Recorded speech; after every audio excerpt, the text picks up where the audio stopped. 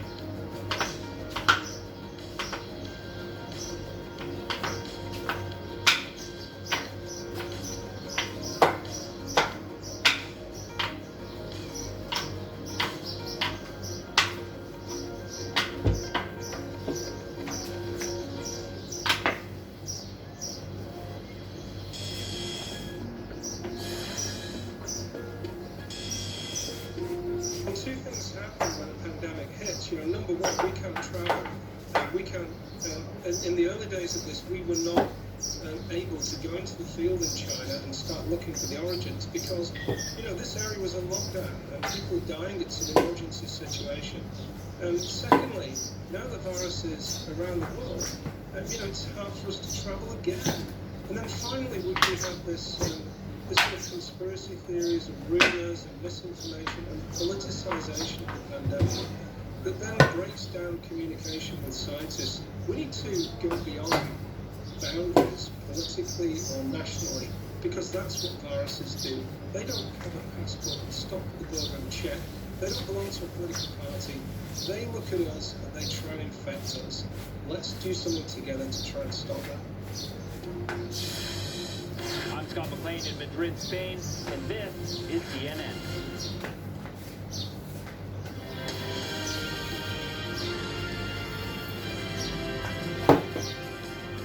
Hello and welcome to our viewers joining us from all around the world. I'm Michael Holmes, and coming up here on CNN News, the US crosses another grim milestone.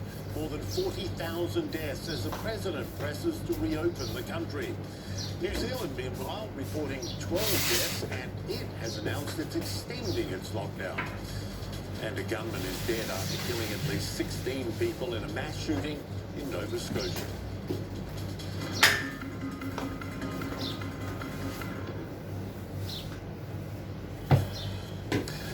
Countries like China, Italy, Spain and France cautiously optimistic that the coronavirus pandemic is slowing a little, there is still a lot of uncertainty and uneasiness about relaxing restrictions too soon, with leaders warning the crisis is far from over.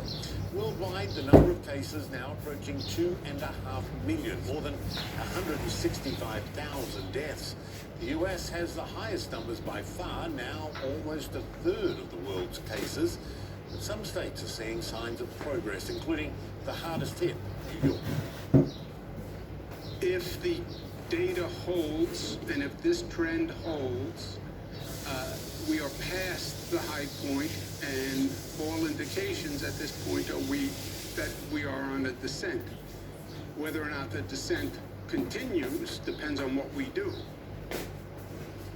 Well, it is clear Americans are growing restless with the stay-at-home orders. Protesters in a number of states over the weekend pushing to reopen. Now, President Donald Trump showing support for the protests, even though his own medical experts have said it is dangerous to ease up on social distancing too quickly. There is still so much we don't know about how this virus works, like whether you even have immunity after you've caught it. In most infectious diseases, except for HIV, we know that when you get sick and you recover and you develop antibody, that antibody is often confers immunity. We just don't know if it's immunity for a month, immunity for 6 months, immunity for 6 years. Governors of states in the US say that they need more tests before they can safely reopen. The White House says they have plenty. Natasha Chen looks at the state of the nation right now. It's been 50 days since the first coronavirus death in the U.S. Tonight, that death toll is more than 40,000, nearly double from 1 week ago. Yet with 22 million people who filed for unemployment in the last month, there are increasing calls for and indications of America's soon reopening. Florida is reopening beaches, Texas is rolling out plans to soon resume commerce, and people are protesting in several states against stay-at-home orders. Freedom and liberty. We're losing it. President Trump is itching to reopen America. We're going to start to open our country. Not just to reboot an economy in freefall, but with his poll numbers sliding and an election just months away, to resume a treasured pastime.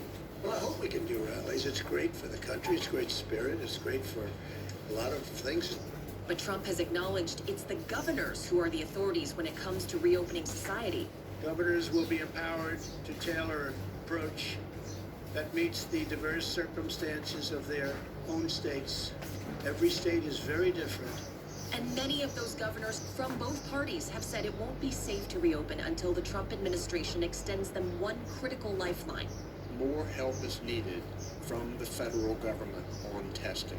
We simply have not had enough test kits. We governors are doing the best we can with what we've got. The president doesn't want to help on testing. Trump fired back, calling the governors complainers and saying he's already created, quote, tremendous capacity when it comes to testing. They don't want to use all of the capacity that we've created. The governors know that. The Democrat governors know that. They're the ones that are complaining. Republican governors have been sounding the alarm, too. Try to push this on to say that the governors have plenty of testing and they should just get to work on testing. Somehow we aren't doing our job is just absolutely false. And just a day after Trump sent a trio of tweets urging his supporters to, quote, liberate Minnesota, Michigan, and Virginia, all states governed by Democrats, he openly supported the actions of the protesters who have chosen to disregard social distancing measures, while millions more heed the experts' advice and stay at home. I just think that some of the governors have gotten carried away. Offering only blame instead of the assistance governors say they so desperately need. Don't pass the buck without passing the bucks.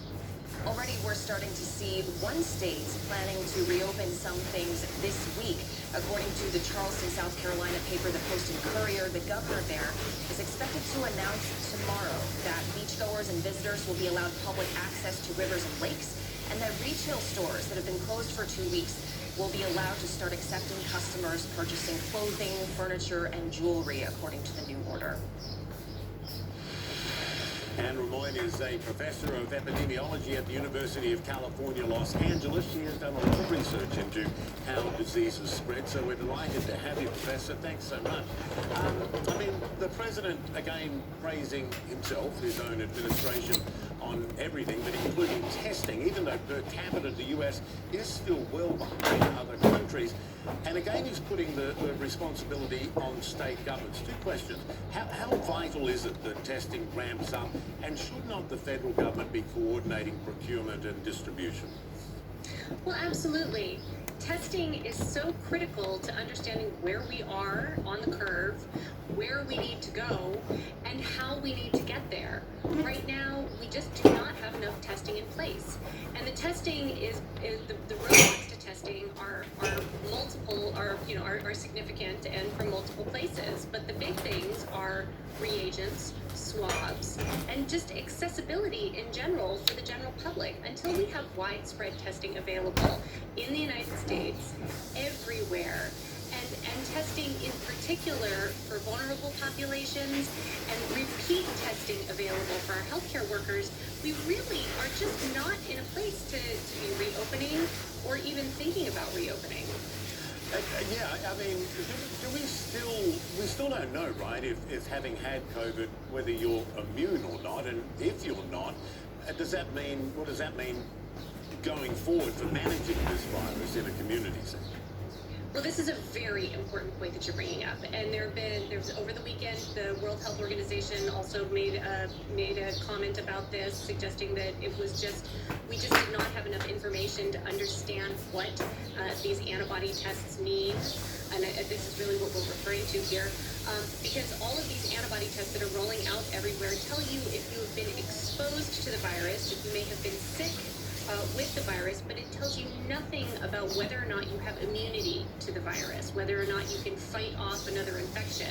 So there are some very important questions that need to be answered. These are the things that we're answering at UCLA right now. We're looking at if you get infected, does that produce immunity? First, you have antibodies. You have a trace of the trace in your blood that you may have been infected. But does that actually mean that you are immune to the virus? Well, if you are immune to this virus, how long does that immunity last? We don't know. And if you do have immunity, does it wane, and can you get reinfected? And these cases in South Korea and reports of this in other places really beg the question as to what immunity means in this case and for how long.